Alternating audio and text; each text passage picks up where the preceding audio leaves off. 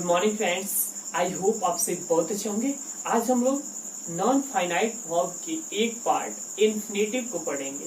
इसके पहले वाले वीडियो में हम फाइनाइट वर्ब और नॉन फाइनाइट वर्ब को कवर कर चुके हैं। यदि आपको फाइनाइट वर्ब और नॉन फाइनाइट वर्ब समझ में नहीं आता है तो उसको पहले देख ले।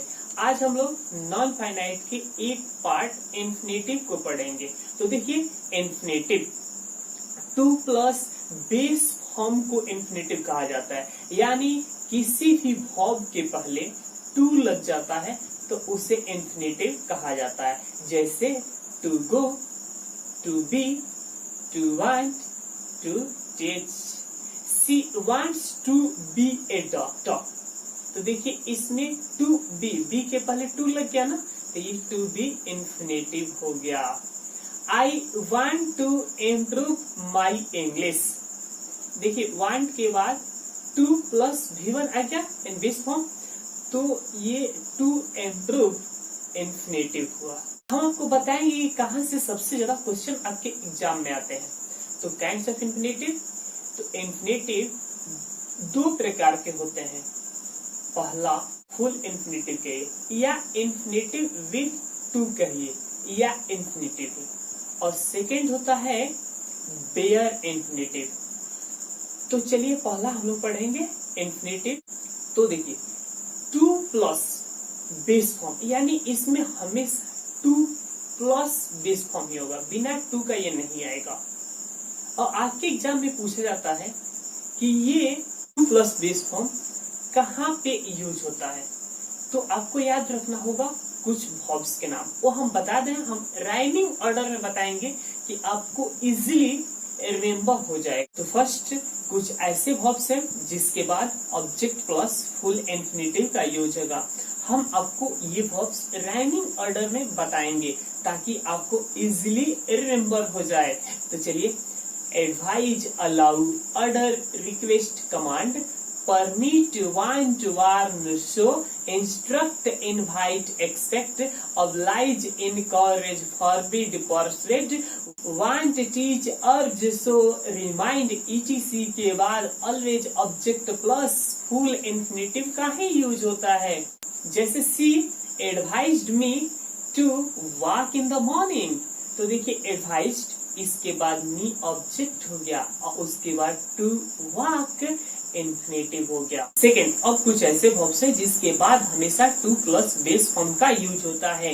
जैसे effort, attempt, consent, hesitate, forget, regret, neglect, need, intend, pretend, proceed, bother, offer, prefer, prepare, learn, etc के बाद हमेशा टू प्लस बेस फॉर्म का ही यूज होता है।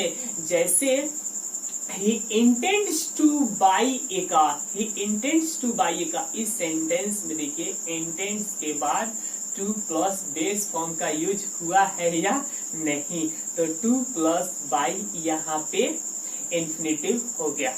अब कुछ ऐसे एडजेक्टिव्स हैं जिसके बाद टू प्लस बेस फॉर्म का ही यूज होता है।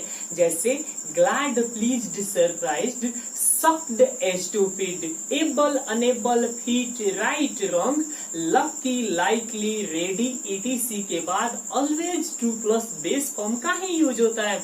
जैसे he is ready to meet you, वह आपसे मिलने के लिए तैयार है। तो रेडी के बाद टू प्लस मीट आया है ना, तो यही इन्फिनेटिव हुआ। देखिए, बेयर इन्फिनेटिव, सबसे पहले ये जानिए कि बेयर इन्फिनेटिव होता क्या है।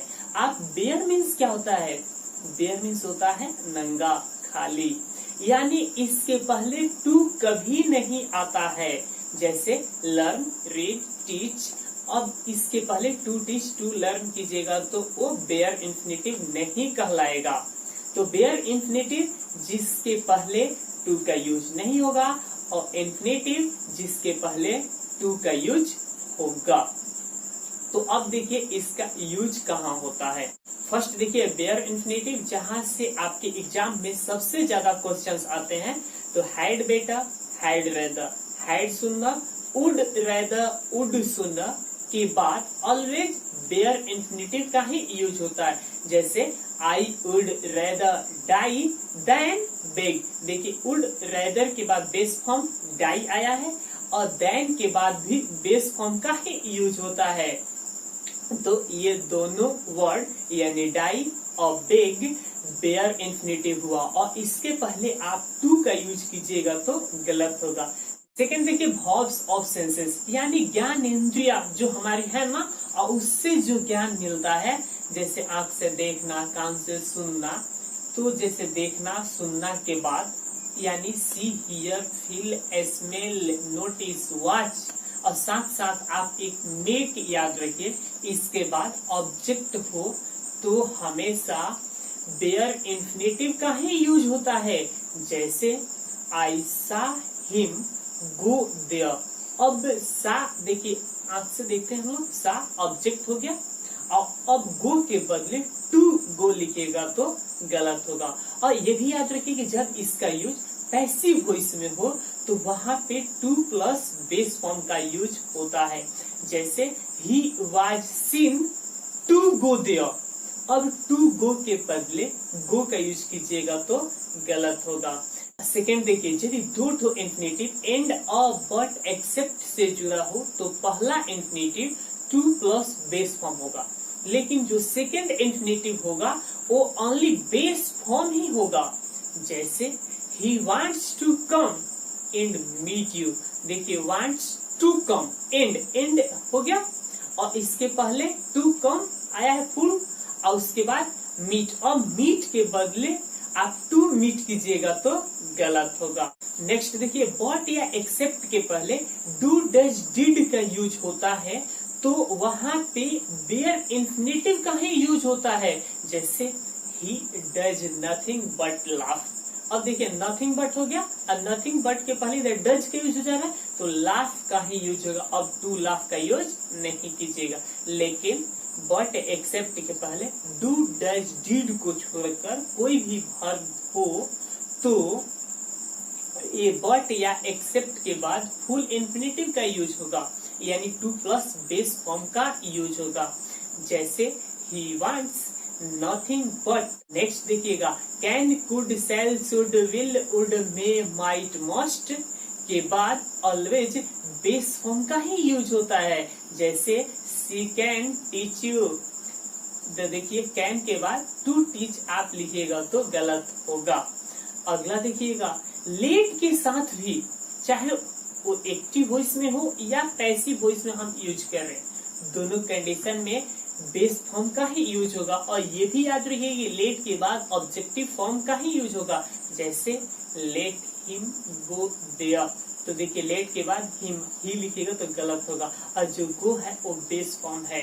अब यहाँ पे आप टू गो लिखिएगा या V2 V3 किसी का भी यूज कीजिएगा तो गलत होगा।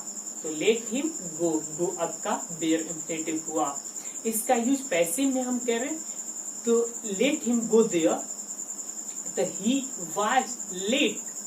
अब टू गो कहिएगा तो गलत होगा, he was late go there. Why तथा वाई नॉट के साथ भी बेयर इंफिनिटिव का ही यूज होता है। जैसे वाई टॉक टू हिम, उससे क्यों बात कर रहा हूं, तो देखिए वाई आ गया तो और टॉक टू टॉक लिखेगा तो गलत।